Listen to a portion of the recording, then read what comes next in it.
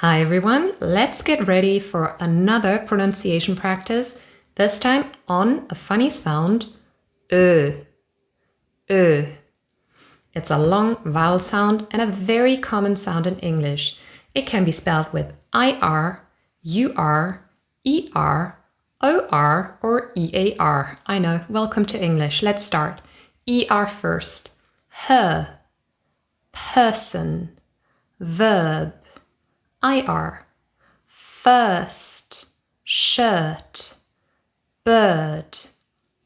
Next, UR, surf, church, purple.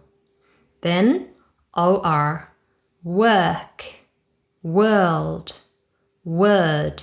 And EAR, learn, search, early. All of them have ö.